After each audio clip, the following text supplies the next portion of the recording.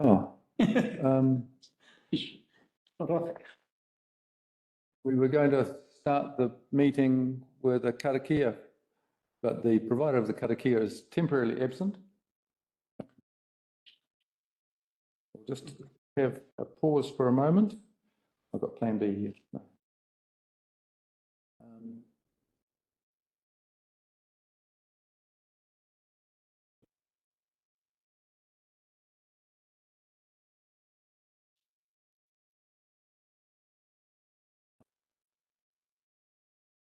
Can I borrow a pen as well? You have one? I won't have one if I give you one. Good. I want my phone going off. Oh, okay, fair enough. Okay, Rick, would you like to open the meeting with a karakia, please? Sure. Kia ora katoa, tēnā koutou, katoa. Kia tā kia, tātā katoa, te atawhai outou, tātā ariki, o iho kara iti, mei te arawaha o te atua, mei te waiwhinga, ka hite tangi, ki te wairua tapu aki, amene. Mini. Thank you for that. Good morning, everybody. I'm Mark Vincent, the chair of this committee, and today we have an extraordinary meeting. Now, this meeting has come about because of some legal advice we have received, which indicates we have a grave difficulty if we want to close the boat ramp. And so we need to consider that advice and the options available to us. So at some stage, well, firstly, I'm going to have a looking at the agenda, I better call for apologies. And I note that we have received an apology from Sunny, and also, Pera is present. Okay, but not 100% well, Pera. So thanks for joining us. Kia ora, Pera. And so I'll just, I think there's no other apologies. We have Councillor Rachel Williams joining us online. And so I will ask someone to move that that apology be received. I can second it. I moved, I second. Councillor Naya, and second Rick. All those in favour, please say aye. Aye. Against? Aye. Carried. Confirmation of the agenda. So I can move that the committee confirms the agenda for this extraordinary meeting. Was there a seconder for that? And second. Yeah, I've got Ash for that. Okay, all those in favour, please say aye. Aye. It's carried. So I have to read out now a conflict of interest declaration. Committee members are reminded of the need to be vigilant to stand aside from decision-making when a conflict arises between their role as committee members and any private or other external interest they might have. So does anybody of the committee have a conflict to declare? I see none. Okay, I can move right along. So the next item on the agenda is just confirmation of the minutes of the meeting held on the 25th of March. I've had a read of those. They look okay to me. Does someone want to move that they be accepted? So Rick has moved that and seconded by? Can second it. Ash? Yep. Okay. Any discussion on that? No? Okay. I will put the motion that the committee confirms the minutes for that meeting held on the 25th of March as a true and correct record. All those in favour, please say aye. Aye. Aye. Against? Carried. Right. Now we have an external presenter, and I thought we were going to have since the regional council people are here, the regional council. They'll present with Glennis here. Oh, okay, right. I got you. Okay, so there'll be stand-ins being Rose Coles and Colin Rouse. Would you like to just come forward and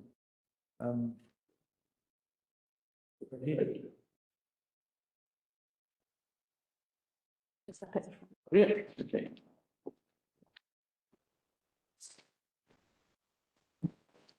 Stand this. Sit down. Ooh, right. see, look, does it still need to be over? I'm right here now. Okay. Right, good morning, committee. Thanks for the opportunity to speak with you today on the alternatives to closing the boat ramp at the Lake Taharoa at the Kaiwi Lakes. We are Colin Rouse and Rose Coles. We're local residents. We, with our family and friends, spend time at the Kaiwi Lakes. Over many decades, we use motorised, non-motorised boats. Nobody can deny we want to avoid the gold clam coming to Kaipara waterways in our beautiful Kaiwi Lakes. We all have the same goal, to keep gold clam out of Northland. This is a long-term national problem, and we have an opportunity now in Kaipara and Northland to set a long-term prevention solution, not a short-term option, which would be of limited use. NRC is suggesting closing the boat ramp at Lake Taharoa to powered boats only. The undertaking education and awareness checks on non-motorised craft like canoes. Even in the Waikato, where the gold clam has been found, and nearby Bay of Plenty, they are not closing boat ramps to all boats, but are focusing on education and cleaning to minimise the risk of transmission. Closing the boat ramp at Lake Taharoa to powered boats will not eliminate the risk of gold clam. It is only a partial mitigation strategy. The gold clam and its larvae can travel in water left in kayaks, in sails, sailboats, waka armour, on paddle boats, on e-foils, on windsurfers, fishing gear, on wetsuits, life jackets and trailers. The highest risk of gold clam entering the Kaiwi Lakes is from those who use the Waikato River and not from those who don't. So closing the boat ramp to all powered boats would penalise locals, Northland and Auckland users who have not done anything wrong. Let's begin to teach them now about how to clean their watercraft and protect the lakes. If Taharoa is to be closed to all powered boats to reduce the risk of gold clam, then all the lakes will need to be closed to all vessels. We don't believe that anyone would want that and would be very hard to manage. Current situation out of Northland. Lake Karapiro on the Waikato River is currently infested with gold clam. A large majority of usage in this area is non-motorised, mainly rowing, but also dragon boats, waka armour and canoes. Currently, as a response to the Waikato infestation, the 14 Taharoa lakes in the Bay of Plenty have enforced a controlled area notice, a CAN, issued by Biosecurity New Zealand, which bans only wake boats with ballast tanks. The CAN states that in addition to the check, clean, dry requirements for any other watercraft, any wake boats with ballast tanks which have been in the controlled area in the Waikato cannot go anywhere else except in that controlled area or in the ocean. They cannot legally come to the Kaiwi Lakes. So what are our suggested solutions? Recommended recommendations. Support a CAN to prohibit all watercraft, not just currently banned wake boats, from an infected Waikato River entering any of the Kaiwi Lakes. Build a cleaning station to be ready for this summer. Watercraft cleaning options. Setting up a designated cleaning checking station before any watercraft can enter the water is the only way to ensure gold clam cannot enter the Kaiwi Lakes. Research shows that education using positive reinforcement, the carrot approach, enables good biosecurity behaviour rather than the stick approach. Research is also showing that the waterless CD3 machines, which are solar powered using compressor and commercial vacuum to clean out and suck any residual water, is a viable and cheap alternative to water wash stations. An offer has been made by property owners on Kaiwi Lakes Road to fund and operate the watercraft cleaning facility at their place, and they've been in touch with the KDC to discuss this further. Funding. CD3 type machines are not costly to run, so it seems a financial viable option. Furthermore, a watercraft cleaning fee with different fees for different crafts and local versus out of the region visitors could be included if needed to support the costs of management and monitoring. In our community, there are people who have stated they were prepared to pay for a CD3 type machine cleaning station, as well as people who could build one. In summary, this is a long-term national problem. We have an opportunity now in Kaipara and Northland to set a long-term prevention solution to prevent gold clam, not a short-term option which would be of limited use. Banning all powered boats from Lake Taharoa will not eliminate the gold clam. Entering Kaiwi Lakes. We need to act now to have solutions in place before this summer with a suitable can, signage, education, and a cleaning station for watercraft. Thank you. Got some pictures here of a CD3 might already have some of that. just sorry, of each. The CD3 machines they use in the States and boat certification form. So any questions from committee members? I have a question. Okay, Ash. Thank you, Chair. Thank you, Colin. Thanks for the effort to apprise of a matter which is very important to us. So I just have a question, but before I ask the question, obviously, I admire you for putting the, what are the favors, why we should not close it, like you have mentioned tourism, Sea Scouts and all. Question? The question is related to this. Yes, you've got to have some context to question, right, Chair? So you mentioned that rather than having a cleaning washing facility is more expensive, CD3 machine, which is solar powered compressor, will suck the residual water. Will it suck the gold clam as well? Yeah, so the gold clam only survive if it's moist. Okay. Dry and clean, it's not going to survive. You Larvae is the problem. This is as good as the washing facility. Okay. So Thank you. so it'd be better if it's dry. You're 100%. Awesome. Thank you.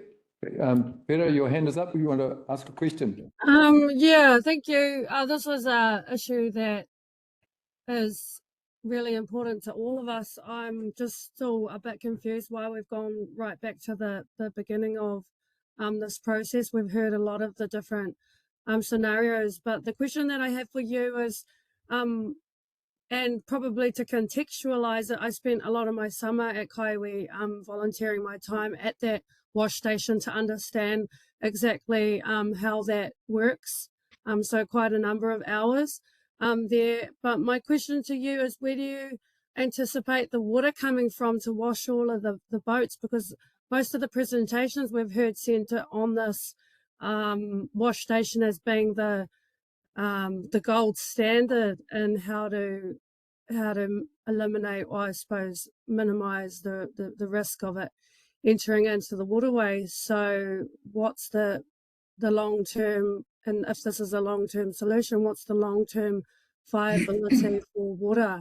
Because it takes a lot of water to do the washdowns.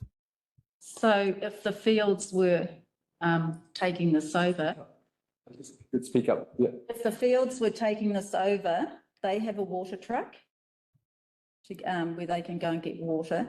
And apparently the price of water is very cheap. So they have their own water truck. Doesn't need to be drinking water. So, just following on from that, so are you aware that the water truck sometimes can't get the water in? Actually, this exact scenario happened this summer, whereby we went to critical water levels, and the tankers they fill up on the water network. So Yes. So that's for drinking water, and this doesn't need drinking water to wash the boats. So there is an alternative then. You don't have to have drinking water to clean these boats or canoes or whatever.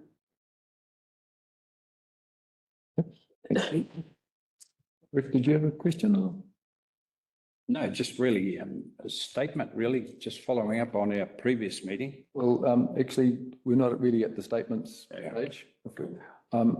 How I'd like to run this is a bit of a workshop, so we'll be a bit loose on our procedure so that we can have some more discussion, because we need to find a solution. And perhaps, Peter, you missed the beginning of the meeting where I was explaining that the reason for this extraordinary meeting is because of the legal advice we have received, which casts a real shadow over our ability legally to close the boat ramp.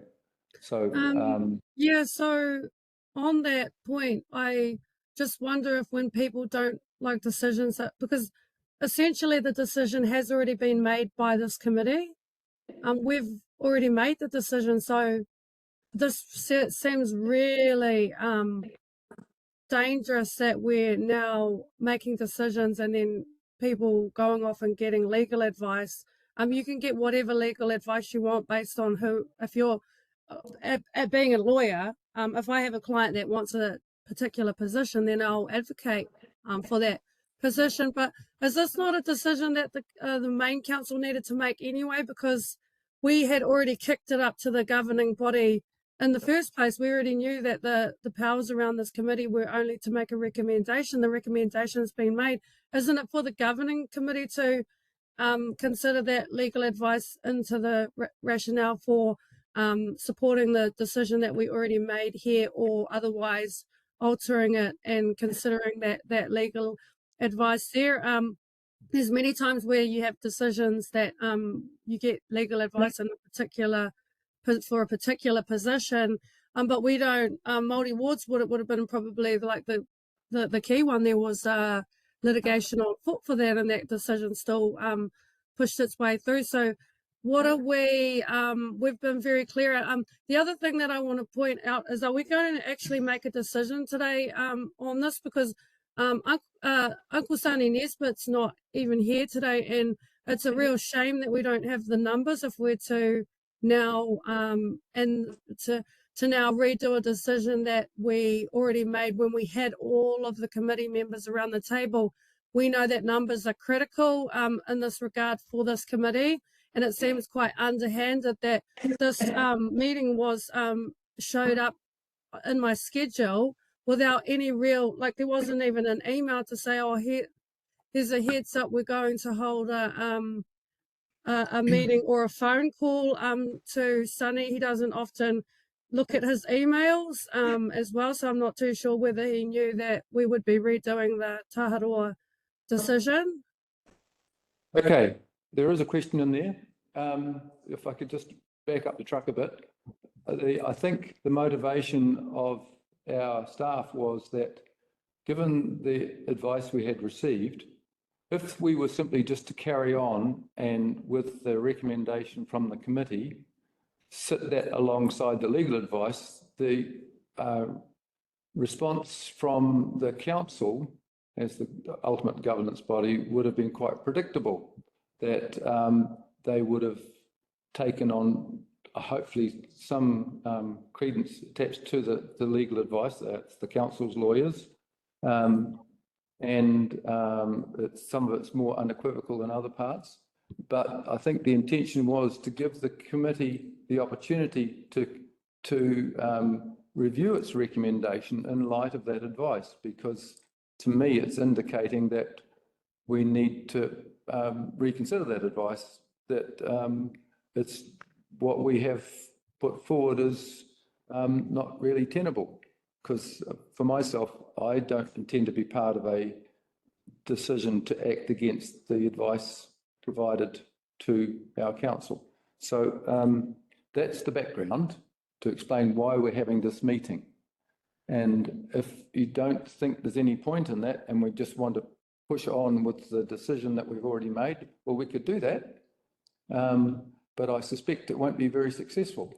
So this is an opportunity for the committee to get in front of the game and be a bit more creative and resourceful, and think of some options which hadn't previously been considered. So, well, I would say to you, is it not for we've actually got a working group that includes all of the different iwi, council, DOC, that work on the ground at Taharoa, that would be more relevant to this discussion. I mean, we're supposed to be a governing body. We set the direction. The direction for us is we want to protect the lakes from gold clam invasion, and that's our strategic direction. It's not for us to sit around and come up with the scenarios. We're not the right people around the table. So should we put together a recommendation that we have a subcommittee working group, a working group that's going to come up with some options, because I'm hearing all of the options, but some of them are not feasible. Like there's hooks in actually most of what we've heard, not only today, but throughout the presentations that we heard at the council table, during the public forum, and as well during this process within this. Yeah, well, that's a useful suggestion there, and we could get to that in due course, but let's hear for some more people too. And I see this, Rachel's got her hand up wanting to ask a question too. By the way, just to make it clear, I'm not receiving any motions at this point, so I will let you know when I'm ready to receive a motion that we should be voting on if we get to that today. Okay, Rachel. Thank you. Yeah, look, just further on what Councillor Paniora was touching on, I think, you know, we have made a recommendation to council and it will be decided at a full council meeting. But I think the benefit of this extraordinary meeting is to look over the legal, you know, the legal documents that we've received, and also for the Taharoa Domain Governance Committee to actually hear from the community members. I know that we were presented at one of our, I think it was at a briefing that they came and spoke to us, so it's good that everybody can hear the same information. But ultimately it will be a decision of council. Perhaps it could be as easy that we would have all of these alternatives on the agenda for that council meeting, and then we could discuss it further with all of the elected members. You know, it is just a recommendation that was made from this committee. Yeah, okay, thank you for that. It's a fair question. Yeah, I'm just being reminded by staff, perhaps if there's any more questions for these presenters, if there are, then they could, for now, step down. I may want you to join us again a bit later on. If we get on through the agenda and then see where we get to from there. Thank you. Mr. Chair, how to word this in a question. The committee made a recommendation, Yes. which we agreed on at the last meeting. Yes. Now, if there are legal implications, I think we let them surface. Well, they have surfaced. Well, we haven't sort of gone to bat on the whole question of the closing the lake. It's been resolved that we have made a decision, so we should carry on. As Sonny said to me this morning, Rick, we've already made a decision. Well, It's a recommendation. Recommendation. yeah, but the decision is a recommendation. Yeah, fair enough. Well, I mean, we could have a much quicker meeting, but it was just really a matter of giving the committee the opportunity to reconsider its position in light of that new information. That was all. But if you're content to let it lie and the council make its decision, well, I guess that is. And I have the word of the other member, Sonny Nesbitt, to vote on his behalf. I don't think there's any provision for you to his vote to be recorded by proxy. So, but look, we may not get to by phone anyway. Yeah, we may not get to having a vote with feedback I've received from some so far. But let's continue on, and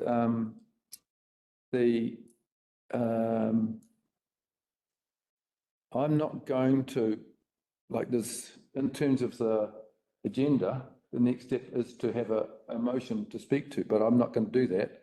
I'm going to ask Glynis McCarthy to step forward and for her to speak to her report and receive any questions. And then and then were you going to be joined by the NRC people?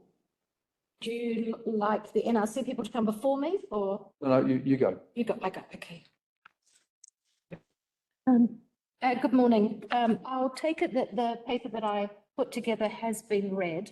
Perhaps I could just give a little bit of an outline of maybe some of the important points. So what I have done in this paper is take the information that has been previously presented to council and to this committee. It also now includes the community submission, and I've also included in this the legal advice that was received from Simpson Grayson. So this is really just trying to summarise all of those documents into one body. But if I was to just sort of outline the major points in this, everyone agrees that on Tuesday, the 25th of March 2025, the Taharoa Governance Committee agreed to support the Northland Regional Council's recommendation to temporarily close the boat ramp at Taharoa Domain via the Taharoa Domain bylaw from Labour Weekend of this year, which would allow NRC, and they've previously presented, to work through the potential of setting up a controlled area notice to ensure that that boat ramp is closed, and that would be supported prior to that being reached by Kaipara District Council enforcing its bylaw to be able to close the boat ramp. After the meeting in March, council sought recommendation from Simpson Grayson, and as you can see from this paper, Simpson Grayson said that closing the boat ramp under the bylaw is in fact illegal for us to do that. So we're not able to do that, and there is a high probability that that could be challenged. Legal advice set out a number of different approaches, as you can read in the paper. And perhaps where the compromise might be is whether or not there are alternatives to closing the boat ramp. Certainly in 2023, when this was put forward to council, after that meeting, again, there was a number of solutions that were put forward to perhaps look at getting a user pay system in place to be able to look at doing an education and a wash, clean, dry campaign. So maybe I could open this, if there's any questions about this particular paper, if I could answer those. Okay, well, I see Councillor Paniora has her hand up. So any questions for Glynis? Peter? Yeah, Glynis, my understanding is that NRC are very strongly believe that the boat ramp needs to be closed until we've got some really proper, robust precautions in place.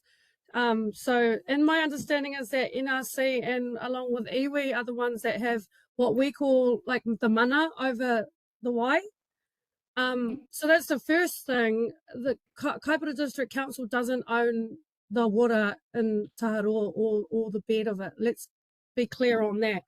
The second thing is that the boat ramp was put in place by Kaipara District Council. So has that legal advice taken into account that Kaipara District Council could just remove the boat ramp entirely and then there's no provision for boats to go into the water? Like, I don't understand what the basis of saying that it's illegal. It would be illegal for the boat ramp to be closed when both of the Taharoa Domain, which governance committee, which we're sitting in now, has delegated authority, has recommended to close it.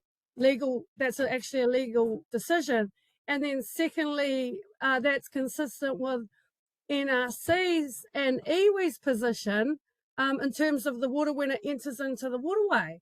So I don't understand why the advice is even saying that it's illegal for it to be closed, especially when there's a reasonable basis, and when a judge determines that, a judge would determine like where's the reasonableness in the decision that was made. I haven't even looked at the legal advice. I don't know whether we've received it, but there's way too much emphasis on the ability or inability to close a boat ramp.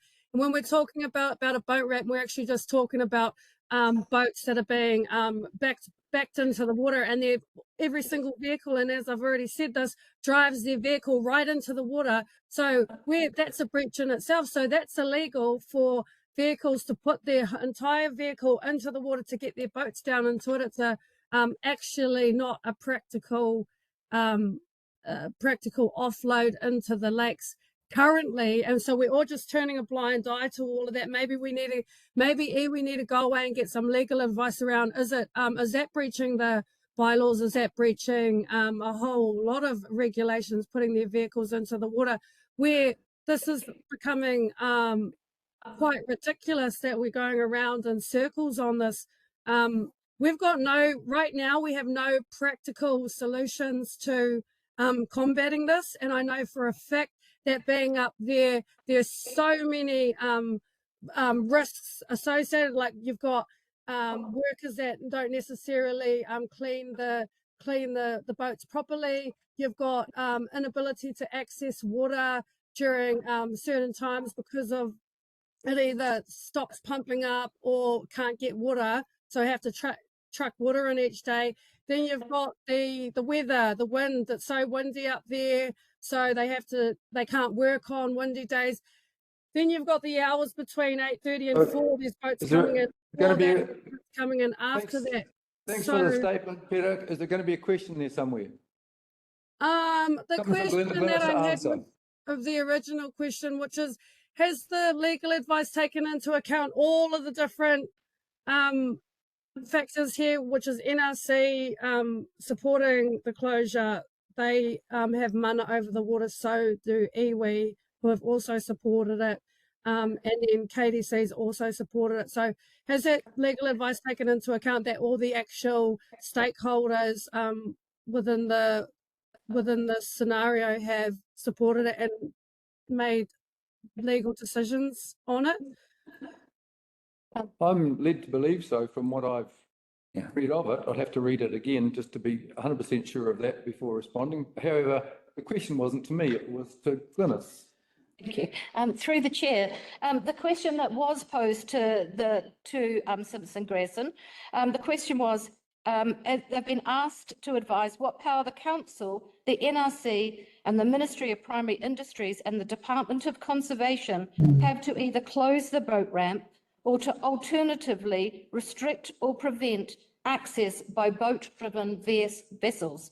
And then the response, which has been included as part of this report from Simpson Grayson, the response to that in relation to the council's powers, in the view of Simpson Grayson, there isn't a legal basis for the council to close the boat ramp under the Taharoa domain bylaws, and any decision by the council purporting to do so would be unlawful.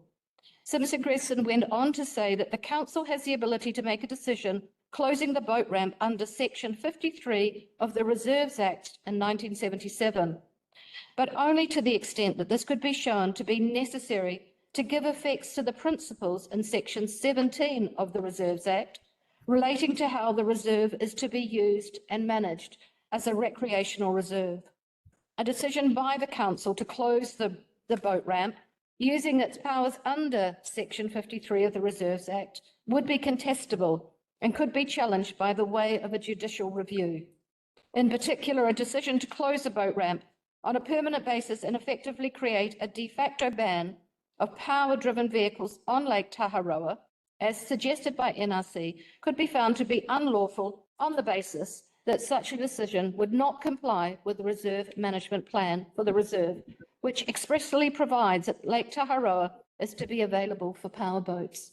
So that was the question that was presented to Simpson Grayson. The full response has been included with this report. That's just a small section of it. No, that's perfect, Glynis. Hey, can I jump in there? I have a solution to that. Can we amend the resolution to draw powers from Section 53 of the Reserves Act and make it for only the upcoming summer, so that we are drawing on the correct power, because they're saying, I take their point and I agree with it. We've already hashed out the reasons why. So, and the indefinite period that we've put on this current motion is definitely problematic. Even from my perspective, I've never advocated for it to be permanent. I've advocated for us to come up with a means and a way to stop gold clam coming in, but we needed the time. So if we do it for the current summer, then that allows us to have up until November next year to get get this working group together. I think we could do two motions. One is the substantive section 53, and then the other one is another motion for a working party specifically dedicated to coming up with some real actual practical solutions. We've heard from a lot of people that are really strongly feel about this, and we could bring some of them into that working party. That's just my suggestion, because we need to do something. We're June now, and although we hear, a lot from a lot of people saying, we can do this, we can do that, it's all just, I hate to say airy-fairy stuff right now until we have know where we're going to get the money from, who's going to be in charge of it, and yeah, I mean, I could go on, but I think those are the two motions. Thanks for that question. And hang on to those thoughts, because we may get to that yet, but I do want to have some more kōrero around the table. And if we can continue on, if there were no more questions for Glynis, perhaps it's, do you have a question? Yes, I didn't ask any question. Yeah, thank you, Chair. Glynis, I just have a question. Obviously, looking at the legal framework, that neither NRC nor KDC has the right to close the boat ramp under whatever provision reserved in the Act. They have also suggested a CAN, which is a controlled area notice, which will probably be the solution because the presenters and others are also open to that. If a controlled area notice, as they did in Waikato, is affected, that will be probably a solution. So what are your thoughts on it? Why we should then have a temporary closure at all? Why don't we wait for the CAN notice? I don't know if I'm allowed to do this through the chair, but actually the people that would be able to speak to this more eloquently than I would be NRC that are sitting in our gallery. Are they able to answer to that particular question? Yeah. Perhaps even just hold that question, and if you want to invite them up, and because you wanted to address the meeting, then perhaps it's their turn, and then we'll take it from there. Unless anyone else got any questions of Glynis for now, we'll move on to that point. Okay. If you just stay put there, Glynis, in case, and if you folk, Alicia and okay, very good. Yeah, kia ora, my name's Alicia. I'm here on behalf of Nikki and Don from the NRC. I'll just start by I did send some of our response notes through to Mark yesterday. Maybe it's been a bit late to circulate them to the wider committee. Oh, I didn't know that was intended. Sorry, I thought it was just one of the people. Response to some of the points made by Rose and Colin. I can speak to those. That's appropriate. Yes. So just a few points that I would like to make. I'll just answer the question first, actually. So with regards to the CAN application, we have put our CAN application letter together and we've sent that to the NRC councillors. It is with them. I would say the NRC standpoint is that there is no guarantee that the CAN would be in place for the coming summer. There is a process that needs to be gone through. We send that letter to MPI, and so there's no guarantee that the CAN would be in place in time for Labour weekend, which is why we have recommended KDC close the boat ramp under the Taharoa domain bylaw as an immediate action, something that could be done this year before the upcoming summer. Except you've just heard that we can't do that. Yes, and I would like to speak to that as well, if I may, after these points. Yeah. So, ask you a question on that line, so that's good. No, I just ask that question anyway. I just had a question on that particular thing. Well, perhaps you get to the end of your story and then we'll okay. Question. So NRC's recommendation is for a restriction on access as a means to maintain exclusion of the gold clam. As we've heard, the only way to maintain exclusion is, or to minimise the risk of an incursion happening, is to remove the main vector that these invasive species can be transported on, which is the powered boats, which is why we have recommended closing the boat ramp.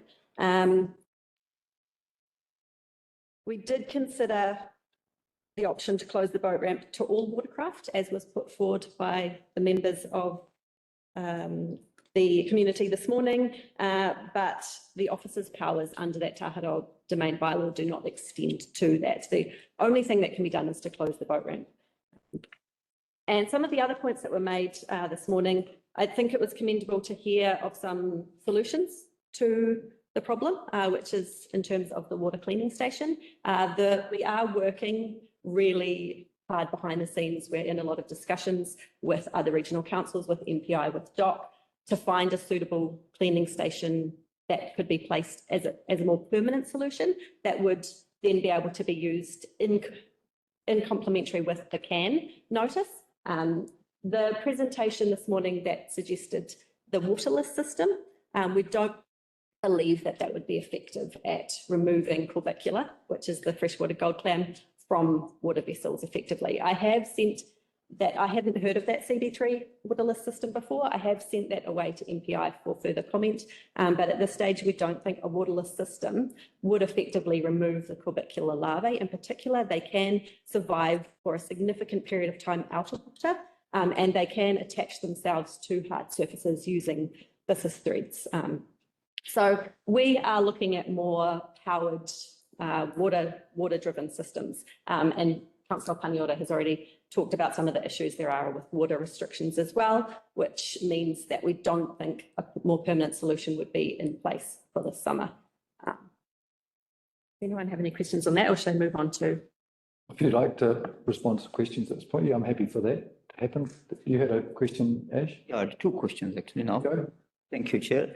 So Alicia, firstly, you mentioned that you don't have time for putting and getting a CAN approval. If I remember correctly, it was many months ago, this drive, I call it knee-jerk reaction by NRC to close the temporary. So why it was not, application was not set 4 months ago? Why you're still waiting on it? Good question. I can't answer that, but I can say that we have put the CAN to the councillors, and we will be sending that to MPI as quickly as we can. It's just not a guarantee that that would be set in place by this coming summer. So what's the hurry? That's my. Because we would need the CAN in place for summer to be able to enforce people to use a washdown facility. No, I understand. Well, anyway, second question obviously is the temporary closure. You think is a solution, but we had the education and surveillance drive, which worked very well and was stopped by you. Why can't you just this summer have, as your CAN is progressing, has those couple of people there doing their job, which would work very well? Yes. Don't tell me you don't have money. No, the NRC is committed to continuing those biosecurity checks over the summer if we cannot get any other management measures in place. As we've already heard this morning, there are a lot of issues with that temporary washdown facility. It is only operational between the hours of 8:30 and 4:30. It can't operate when it's a wet and windy day. It is only in operation from December through till February. We did do Labour weekend over the last 2 years as well, but we meet a lot of boats that are coming through to the lake. Yeah, that's the main restriction with that temporary washdown facility.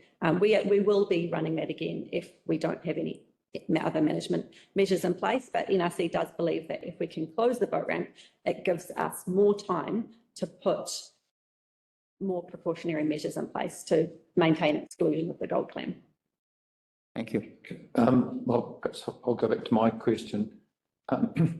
So the council has received legal advice that we cannot use the bylaw to enforce the closure of the boat ramp, that we could use the provision in the Reserves Act to the same effect, except that would be challengeable also because it's in conflict with the Reserve Management Plan. And I'm reluctant to see the council put itself in a position where its decision is challengeable because, as Peter can attest, even if we win, we lose. It will cost money. The sensible thing would be to avoid the council's decision being challengeable So what other alternatives do you think might be workable? And I'm also, just if I could, also noting Peter's suggestion of a working group to nut out some solutions. And one other thing to take into account is that, as pointed out by Nick, actually to me before the meeting, remind me, the council will be receiving bookings for the lakes from July. So that gives it some urgency to work out a solution. Can I just jump in before that question is answered? Well, I'd like to hear my question answered first, Peter. Sorry, no, You've had a pretty good crack at things. Come on, just back off, please. oh no, it's just that I think that you relayed the legal advice slightly incorrectly. So I just want to make sure Is that the chair running it? Sorry, is the chair running it? Or? Are you raising a point of order? yeah, points of order. Can we just get that legal What's advice? the point of order? Give me your The point of point of order. order is the misrepresentation of the legal advice. Is that one of the grounds for a point of order? I think it might be. Okay. Misrepresentation. Can we just get the staff to relay the legal advice again, Janet? Sorry, Glenna. Okay. Yeah, just because something that you said was slightly off what Okay. I heard. Well, I'm quite happy to pause my answer. And Glenys, would you repeat the advice? I'll repeat, so I'm going to just read out to you items 4 and 5 from the information that Simpson Grayson provided to us. So in relation to the council's powers, it's Simpson Grayson's view that there's no legal basis for the council to close the boat ramp under the Taharoa domain bylaw, and any decision for the council purporting to do so would be unlawful. Number 5, the council has the ability to make a decision closing the boat ramp under Section 53 of the Reserves Act 1977, but only to the extent that this can be shown to be necessary to give effects to principles in Section 17 of the Reserves Act relating to how the reserve is to be used and managed as a recreational reserve. A decision by the council to close the boat ramp to close the boat using its powers under Section 53 of the Reserves Act would be contestable and could be challenged by way of a judicial review. In particular, a decision to close the boat ramp on a permanent basis and effectively create a de facto ban of the power-driven vessels on Lake Taharoa, as suggested by NRC, could be found to be unlawful on the basis that such a decision would not comply with the reserve's management plan for the reserve, which expressly provides that the Lake Taharoa be available for power boats. Okay. So having clarified that, what is your response? I wasn't of the understanding that the committee had received our independent legal advice from the NRC. That might not be the case. I haven't received that. Apologies, I thought that had been sent through. No, we haven't. I can summarise just a few points from the legal advice that we got on the same matter, if that's okay. May I suggest that we get that in writing before we send that? I would love to hear it, Ash. Thank you. Sorry, Councillor Naya. How about, sorry, Mr. Chairman, as well, for interrupting. So the NRC did engage on some independent legal advice as to whether closing the boat ramp under the Taharoa domain bylaw would be legal. The advice that we got said that we consider that the bylaw has been properly made and is authorised by the empowering legislation, the Reserves Act 1977 and the Local Government Act 2002. While arguments could be made against the general reasonableness of the bylaw, in our view, the balancing exercise between environmental protection and public enjoyment is likely to be found to be reasonable. So that would be closing the boat ramp. A challenge to a decision to close the boat ramp rather than a challenge to the bylaw is more likely to be successful. Closure of the boat ramp would engage issues of reasonableness against the right to access and the test of necessity attached to the disposition of the discretionary power. The lawfulness of the discretion will ultimately depend on whether use of the discretionary power reasonably balances the right to recreational access. This requires the exercising officer to rely on comprehensive information justifying an anticipatory approach to risk management.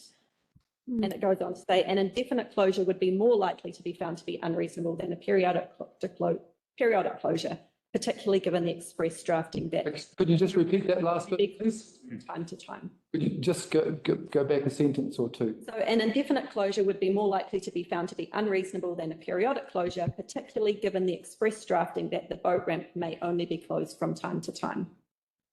Thank Yeah. you for that. Can I jump in now? Because I had a question. Well, Rick was wanting to ask a question first, and then I've got Oh, Rachel, sorry. and then you. Go, you've had plenty of goes. You have a turn, don't worry. This is good.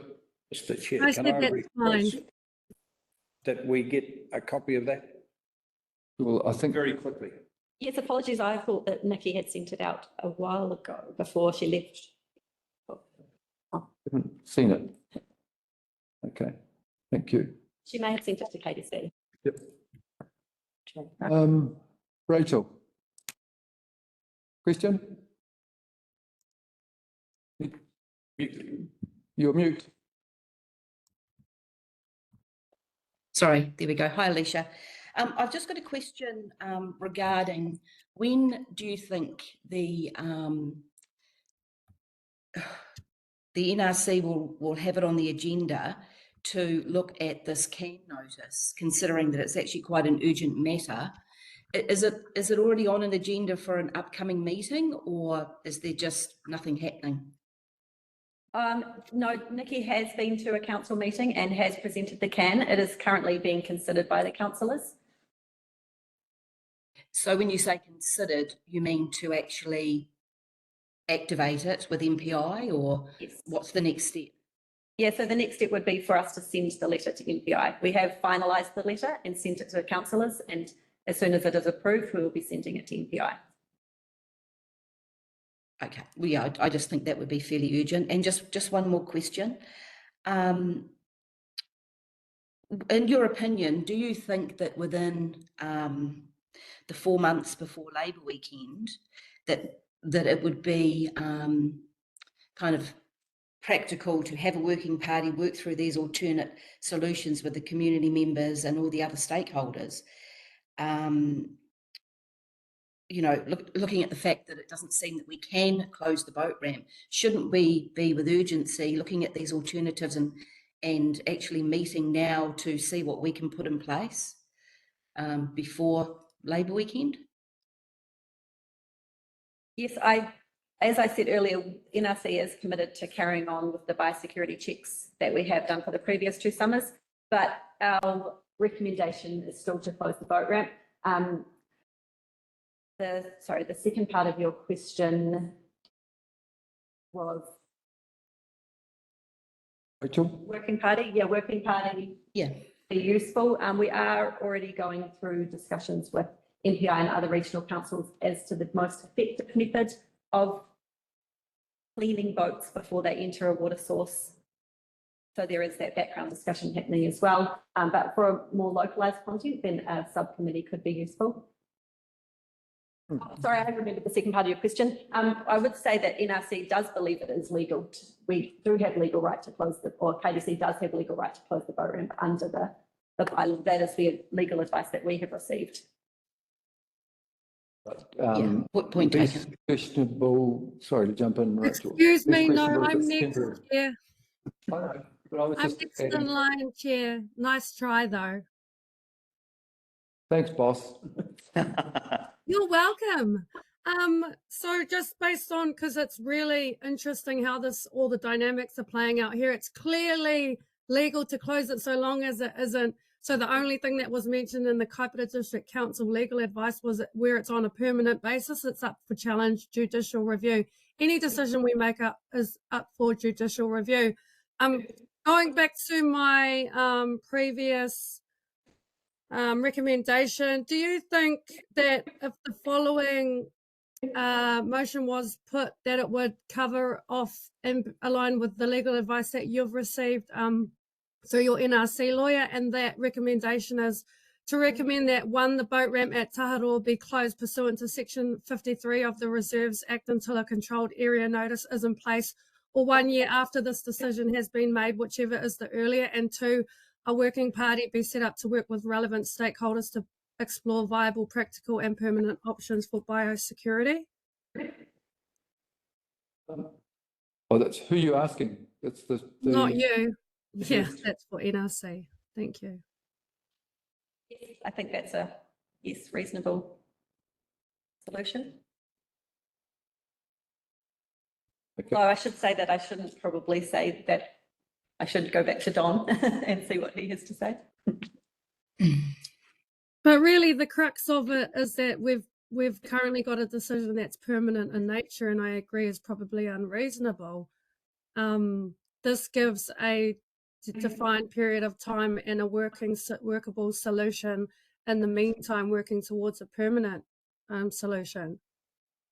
So this is why we're here today, isn't it? To try and meet some middle ground. I'm not going to be held down by legal advice that's clearly pushing for a specific narrative with KDC, which is very sad and unfortunate, and probably a reason why we really need to, as I harp on, really seriously go back to the Crown and have a look at redelegating the authority, because KDC is not it.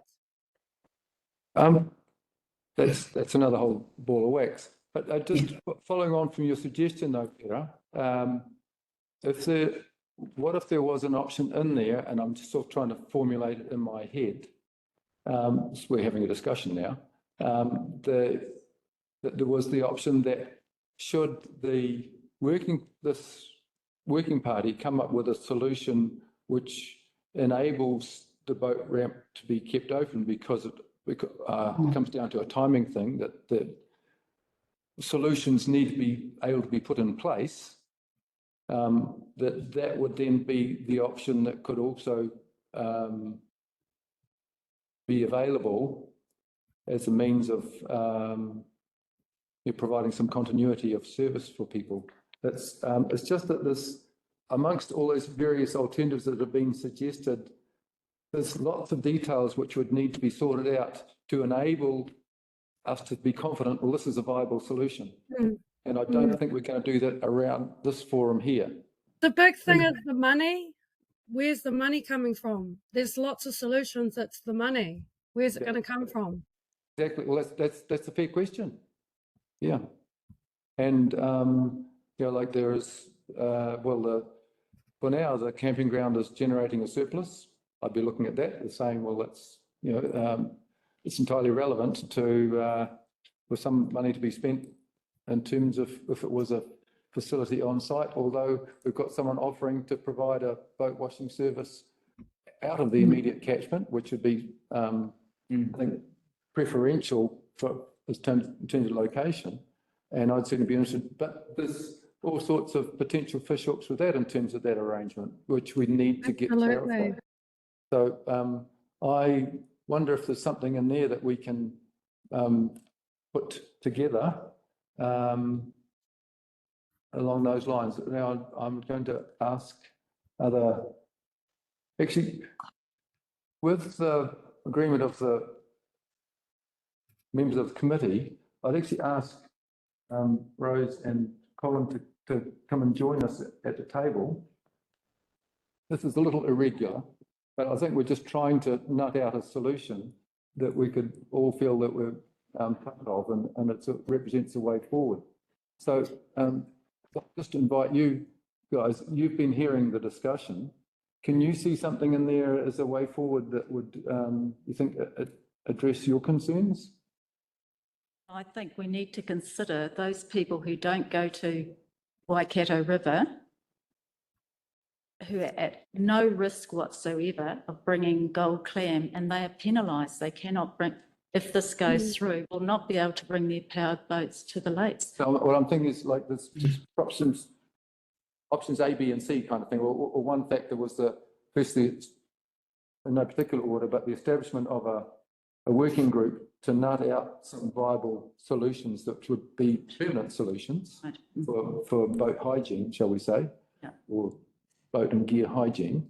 Can I just jump in there just on that point? I completely agree with you. Some of the things that we did were farcical. We had people literally that only bring their boats to Taharoa, and they were they had cobwebs on them. They hadn't been taken anywhere.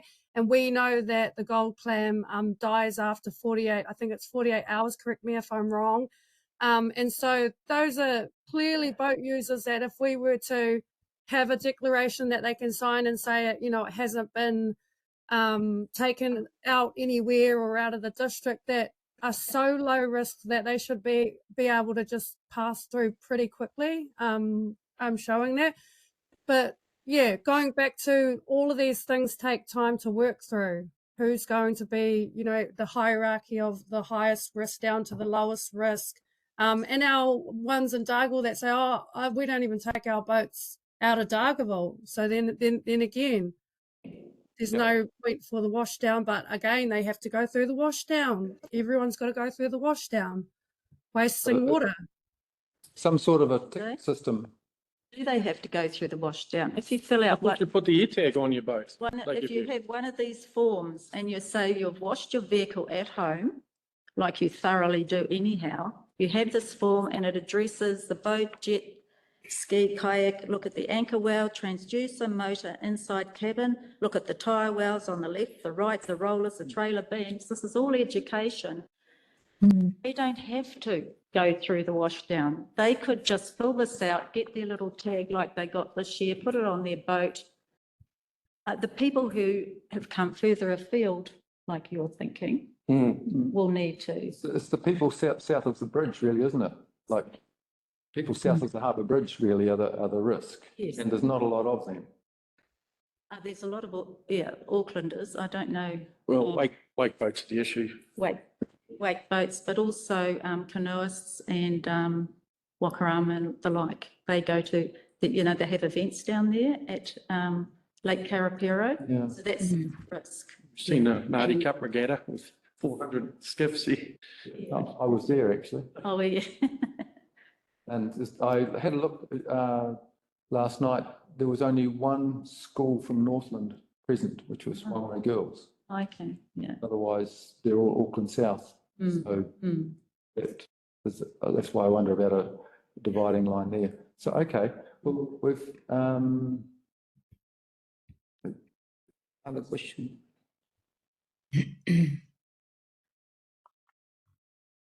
I've got a suggestion here from Nick.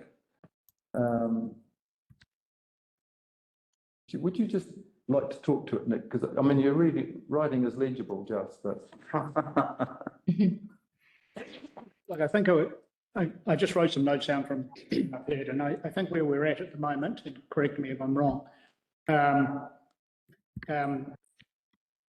we are looking to find a solution for this following summer, bearing in mind that NRC's solution will be available after summer. Is that correct? Right. Yeah. I can't say for certainty that it will be present in place by next year. It will depend on whether we are approved for a CAN notice. It may be declined. That's what I thought I heard in your presentation, that it wouldn't be available this Labour Day. And I think it would be not available next Labour Day. Well, it depends. It depends on the minister's decision.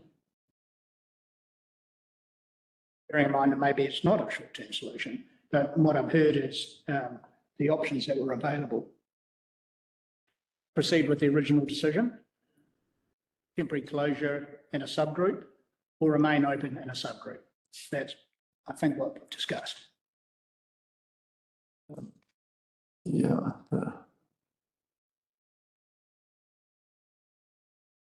Can I say something? So just Really? thank you, Chair. So we're just trying to create solution where the solution is already there. If you can tell me, Alicia, in your checks you did for so many summers, did you find anyone from Waikato who was not? Yes. following rules? Yes. How many? One came in the second day. So how many you found? One. No, there were I'm talking to many. you, Kira. Please keep Why quiet. I was there. I'm talking to, I don't care whether you're there. I'm asking someone who has authority. So please be quiet. Thank you. I also have authority in the round. So Alicia, all I wanna say, we spent a lot of money, hundreds of thousands, for educating people. Did you come across any people who deliberately did not disclose to you that they are coming from there? And, I'm just trying to self-certification. I think it's a good way. We gotta trust people. We live in New Zealand and you're thinking that people are thieves and robbers coming to rob you. Please keep quiet. So, Nobody has suggested that, can- Ash, and the question is can you keep inappropriate. shut, Point of please, order. Sarah? Sarah, Points this of is not a order. public forum. I don't understand, Point of Chair, what's going order. on. Point of order. Okay, point of Points of order. What is your order. point of order? He is suggesting that people have, What members is of the your point of community order? have lied. He's suggesting that members of the community have lied No, I think to. he was asking the question, from the Has the regional council community person. member lied and not said that they were in the Waikato? I really, That's it's really entirely annoying to have you inappropriate. line talking of over top of questioning. me. So I'll do my best to keep talking over the top of you till you stop. Thank you. I believe the question was that Ash was wanting to find out if there was any occasions when there would be somebody who had misrepresented their There's vote no by history. evidence of that. Well, okay, thank you for your answer. Now I'll ask the regional council person for theirs. Yeah, we couldn't prove that someone had deliberately lied to us, but what I can say is that at the Lake Taharoa biosecurity checkpoint, we did surveys. So every person that came through the checkpoint was surveyed as to where they had been, what water bodies they had been in, what they were visiting Lake Taharoa, what was their intention, so what activities were they involved in. We conducted 826 surveys over the previous summer just gone. When I looked at the two surveys from both the two past summers, we had an average of 41% of visitors from Auckland over those two summers, 3% from the Waikato, which is not an insignificant number. And what was interesting when I looked at the surveys was that 5 Auckland visitors surveyed in 2024 had actually recently visited the Waikato, and that was within the previous 10 days. So we only asked them, where are you from? And they would say Auckland, Northland, Waikato, Bay of Plenty. Have you visited the Waikato within the previous 10 days? And 5 people said yes. So they're from Auckland, but they had been to the Waikato and then they had come to Northland. There's a lot of interconnectedness in freshwater bodies in New Zealand. And so that's something to take into account as well. Yeah. So exactly, that's what I'm saying. People don't lie. Keeping Pera's point in mind, I am suggesting people don't lie. And the self-certification for having watched there, this is a very good solution they're suggesting. You should continue with your education and biosecurity for this summer. And if you want to have a working group later on, I'm happy with that, Well, We're I not think- kicking the can down the road, Ash. We've got to make some really hard decisions. Well, we That all see it's got to suggestion act kicks the reasonably can down reasonably. the road. Sorry? Like the thing is, we're taking bookings from beginning of July. So we should go ahead. So we need to have a definite course of action sorted before then. So, Sir Chair, that's what I'm suggesting. We don't need to close the boat ramp. We should continue with the business. We should continue with the education. And that's the solution. I'm sick of For this hearing summer, from for you. this summer. I'd love to hear from some people from this community. I'm actually sick of hearing from you and your commercial incentives, Ash. Okay, so Over and let's go above focus. the environment. It may Okay. not be worthwhile in other countries, as I've suggested in this forum before, such as India, but we take environmental issues very seriously here, and I've actually had enough of it. Okay, Pera, I've had enough of you as well. All I'm trying to suggest here, we continue with the business per se, which we are doing very well. We should continue with not disappointing people at the last moment, which the KDC has a reputation of doing many times. So let's carry on with the business. That's what I'm saying. Thank you for your comment. Rick, you wanted to comment? Yeah, if we open the boat ramp, we'll keep the boat ramp open Labour weekend, we take the risk of getting the clam in there. Mhm. It's quite simple. So we made a decision to close it. at our last meeting. Okay, so, And just, could I ask one more? yeah. If I have a couple of minutes, I just want to go and check my phone. I think Sonny might have tried to ring me. Oh, okay. Is that right? Yep, yep. Come back. Just have to record his absence. And so I guess one of well, we're all around the table, one of the questions we have to consider, do we want to modify the recommendation we have already made to council, or do we want to let it sit as it is, bearing in mind the various legal opinions we have about the implications of that? So Glenys, you'd like to respond, and then Pera. Could I just make a very practical comment? Yes. I didn't put it back into this report. It was in my earlier reports with regards to a summary of where we're at with this particular dilemma. But if you went down the pathway of, say, using the bylaw, say we decided that actually there was a difference of legal opinion, and say you decide to go to use the bylaw to close the boat ramp. Just want to talk about the next bit, because there is a really important consideration for the next part. So we close the boat ramp, and then KDC would be relying on its monitoring and compliance team to ensure the conditions of that bylaw. So if we had people that were going into the lake through other means, so there is certainly a number of ways that people maybe not can get bigger boats into the water, but certainly jet skis into the water. And perhaps people, for whatever reason, get into the water.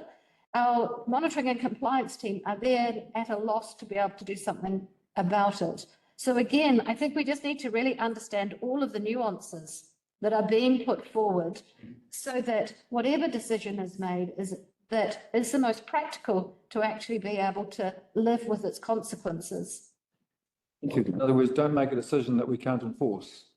Exactly. That's right, particularly if they're highly contestable. That's a useful Well said. perspective. Now, Peter, this a comment or question? You're mute. Oh, nice. Oh, still mute. That's fine. Still mute. Still mute. What about now? That's now got you now. Yep. Oh, cool. Hey, I'm just Pictures have a first. Oh, no.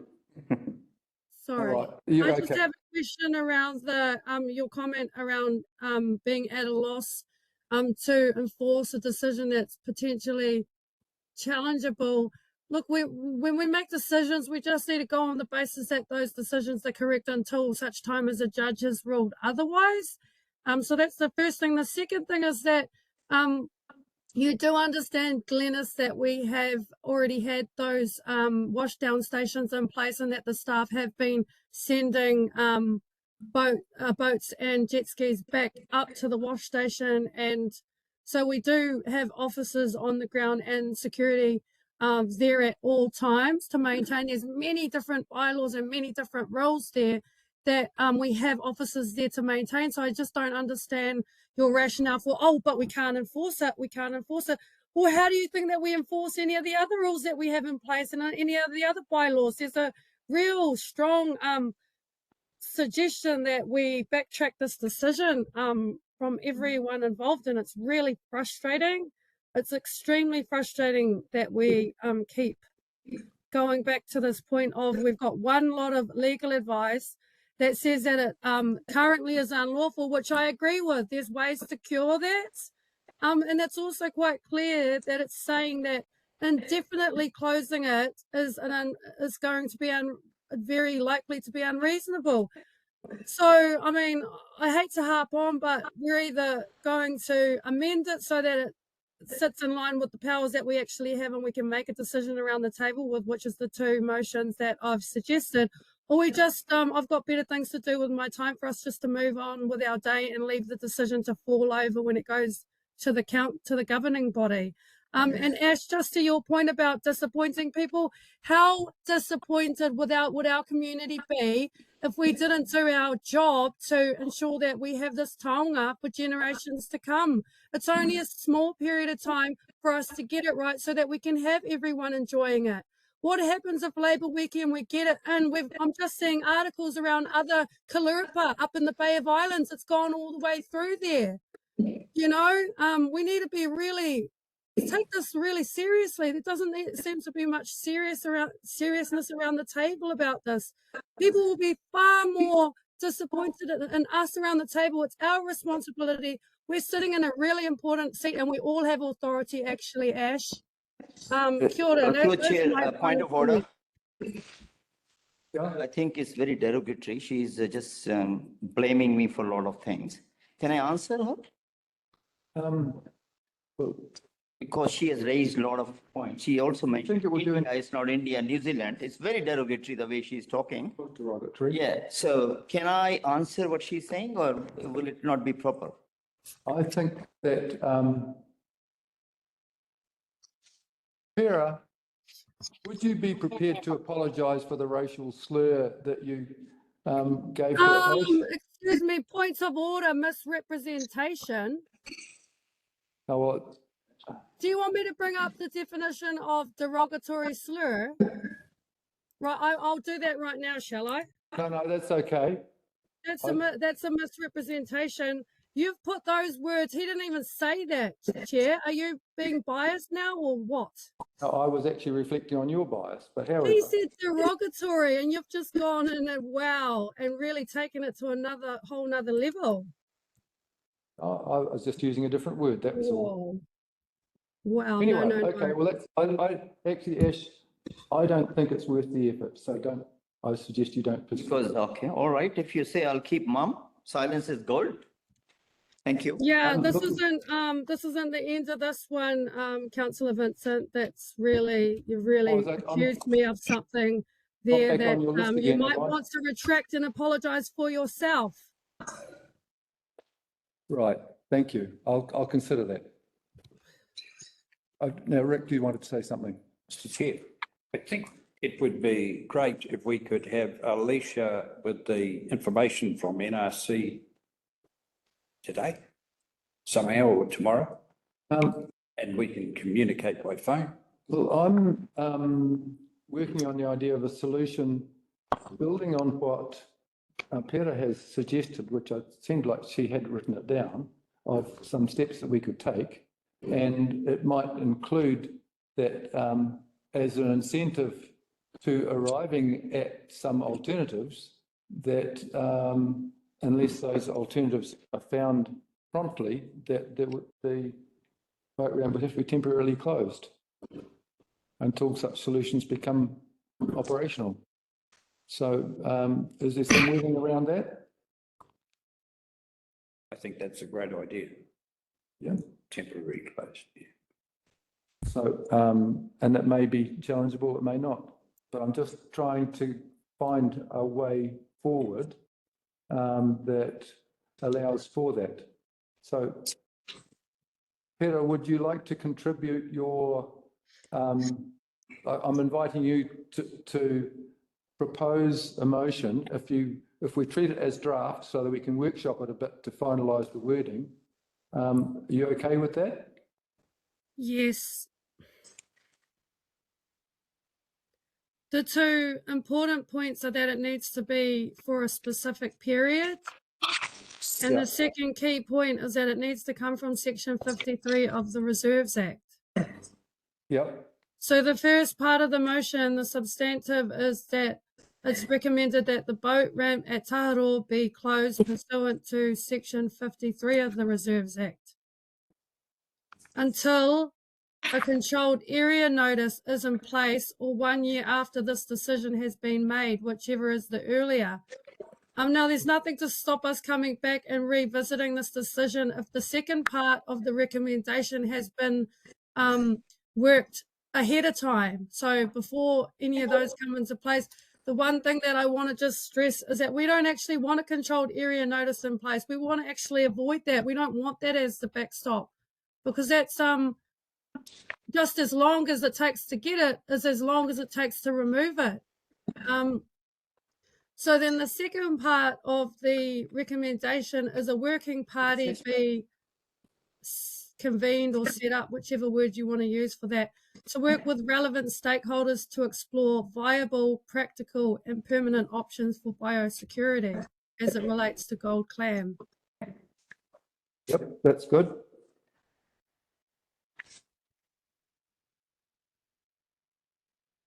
Councillor Taharoa, can we just go back to the first point? To finish that off. Until a controlled area notice is in place.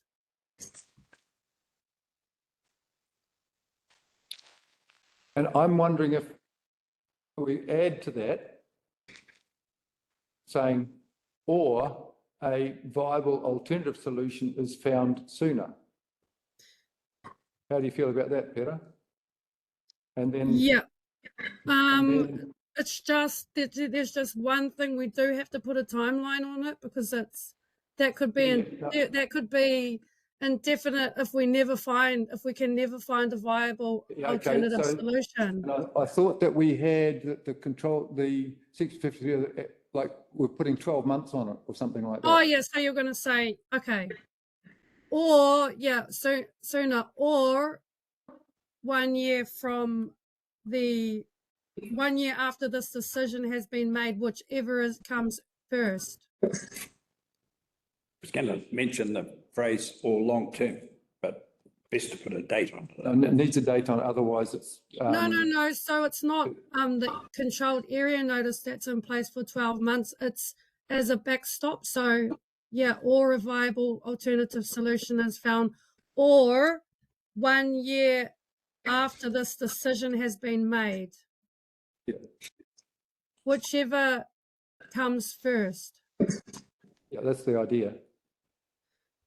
So that what it means is that if we get the working party together and like the nuts and bolts of the solution can be worked out, then and before the main season, then the boat ramp won't need to be closed. Or it might be that there's going to be a automated remote controlled arm on the gate, like they have it like Okataina or something like that, and all the bits that lead up to that are in place. Then, because I think that original notice that was the CAM was only operating for about a month or something to give time to get that started. So, you know, and I think the idea of saying that we're saying it should be closed, but the ramp in the meantime is an incentive to get on and find these solutions quickly. So that, yep, I could live with that. Now, could we just alter just a little bit of wordsmithing? That the boat ramp be closed, I'd say, in accordance with Section 53 of the Reserves Act, capital R, capital A, 1977.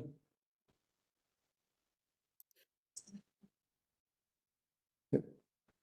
Till, now we refer to the controlled area notice, that's going to be in regional councils or park. So perhaps until a Northland Regional Council instituted.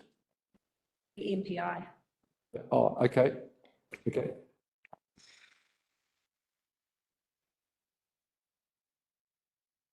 And they perhaps give it the controlled area notice capitals as well, CAN.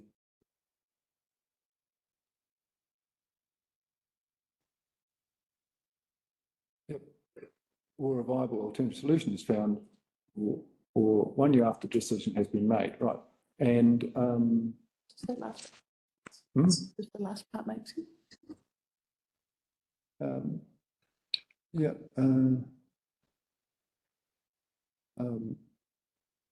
Just I think so. If you think something better, that's okay. But then Whichever comes earlier. yep, whichever happens first. Yep. Chair, are we workshopping it or we are putting in motion? Well, we're working on a motion. Yeah, this is going to. So, if I may say that the whole integrity of the motion is not the integrity of the people. I mean, there's just Pera and yourself are. I am dead against closure for the reason, to be honest, is May 23. It was discovered. 2 years 2 summers have gone through it.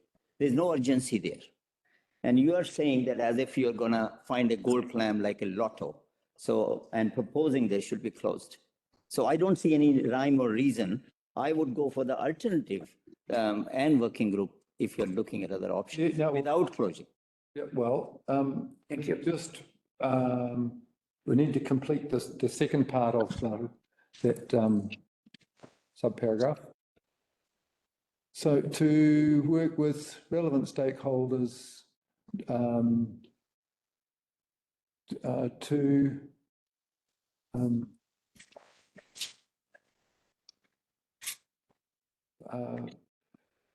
establish viable alternatives to closing the boat ramp. Viable solutions, that'll do, yeah.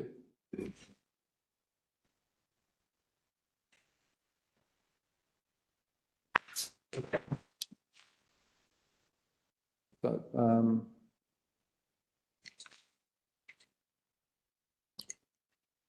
yeah, we've got the word alternative solutions up above, yeah.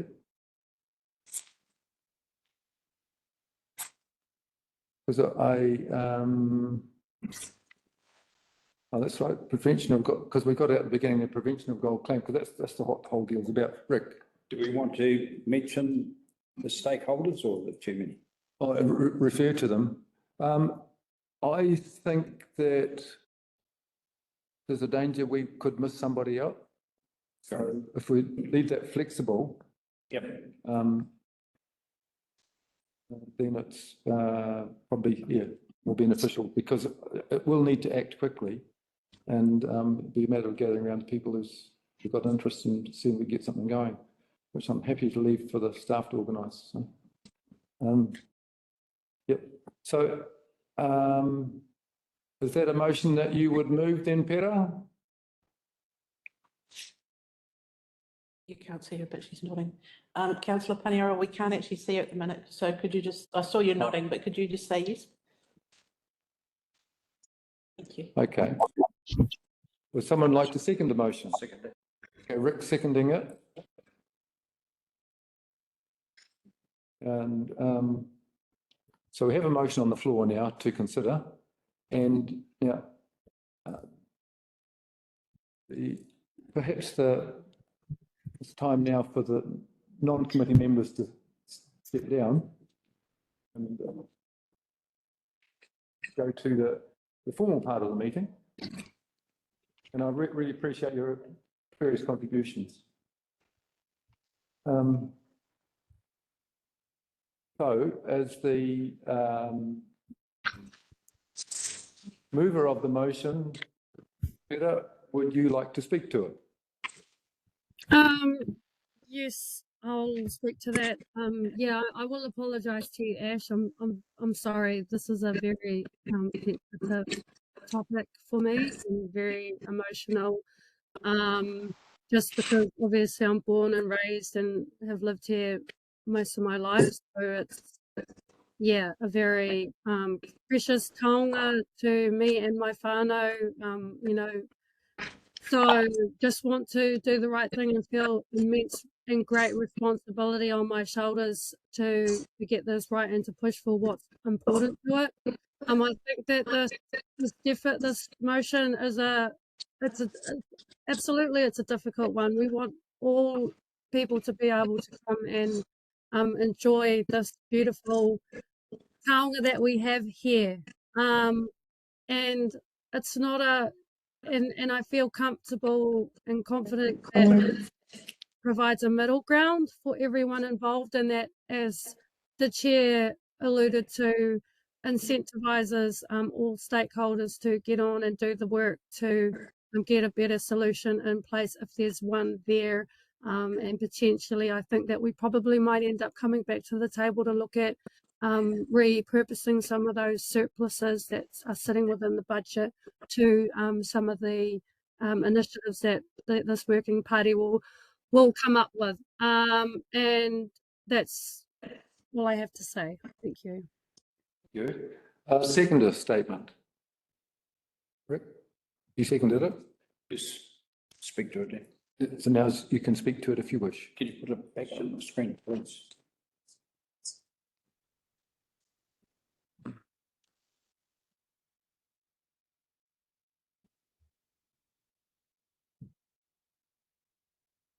Yep.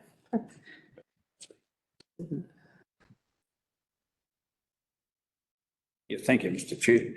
I think this is part of the way to getting it moving again. We haven't got a great deal of time, and the work that NRC has done for us on this is really much appreciated. So I'm definitely for it. Okay, thank you. Yeah, Ash, you, Yeah, I'd like to say a few words. then Rachel, did you want to speak to it? I will do. Yes, thanks. But Ash is next, so.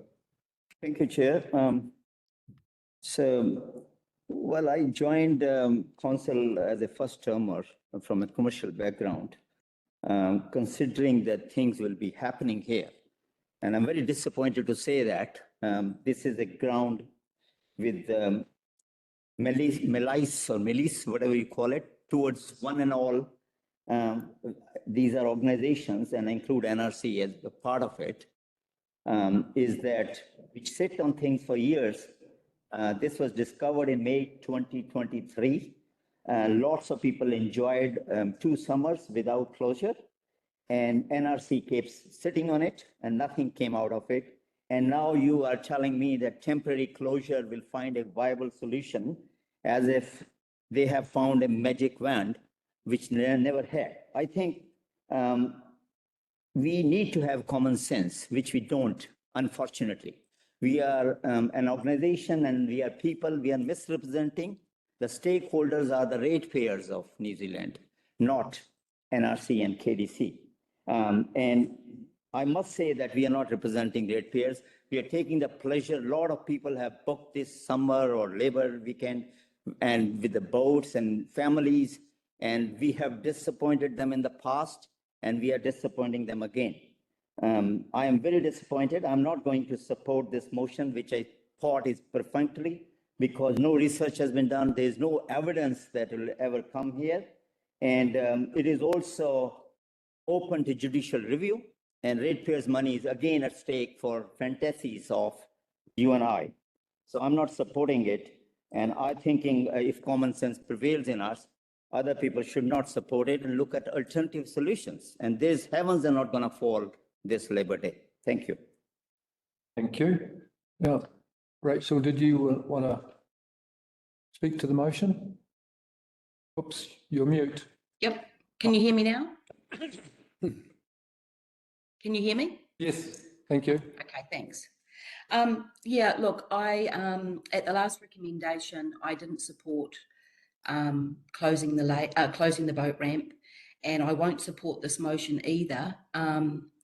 My issue is that just because we've had some further NRC legal advice that has come to us now, and we haven't had time to actually look over it properly, I will be looking towards the KDC legal advice that we've received, which is to not close the boat ramp. Look, as much as anyone, I wouldn't want the gold clam getting into the lake. We've obviously had some alternatives from community members put forward to us. I think it's a pretty sad indictment on NRC that they've had 2 years to move a can notice, and they're still waiting for their councillors to even look at this and get it moving forward. I don't think that we should be closing the boat ramp. We need to work really closely with the community groups that have put forward some very viable options. And we need to keep up with our education, the cleaning program, and working towards making that a better system with some of the things that the community members have raised. So I don't support this motion. Okay. Thank you for making your view so clear. I have nothing much to add other than that I support the motion. So I give the mover the opportunity for final right of reply. If you wish, Peter. No, you're mute. Thank you through the chair. I just wanted to probably just clarify. I think that one of the comments made by Councillor Nay is not quite correct, so I just wanted to correct that. So I agree to the extent that our ratepayers are stakeholders, but Kaipara District Council doesn't own Lake Taharoa. It merely manages it jointly with Te Roroa. And so I just want to make that point clear, and I want to make the further point clear that right from the beginning of this triennium, we've been in breach of the Taharoa management plan that's been flouted around today as being one of the plans that this closure of this boat ramp breaches. The management plan clearly states that mana whenua will have an equal decision making and input into the decisions of Taharoa. As we sit around the table, we can clearly see that mana whenua are outnumbered 2 to 1. So those are my final comments. Thank you. Thank you. Okay, well, I'll now put it to the vote. All those in favour, please say aye. Aye. Aye. Aye. Against. Against? Division. Against. Okay, your state is called a division. So,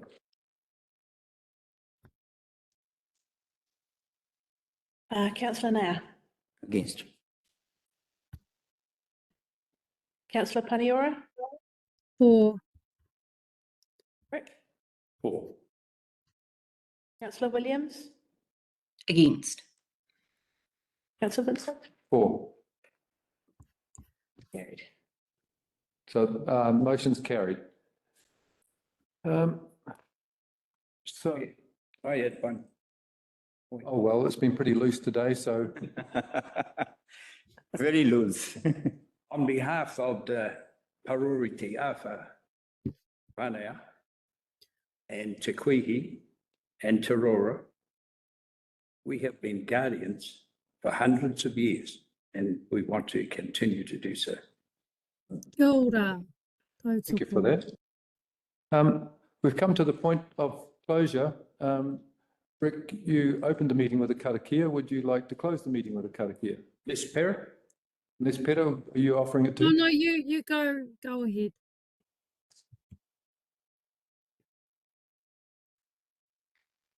Ia tāki, a tata katoa, te arawhai outou tata areki, au tu kara iti, mai te aroa o te atua, mai te whiwhenga tahitanga ki te wairua tapu, aki tonu atu amen. Amen. Thank you. Thank you. See you later. Yeah. Thank you, Rachel.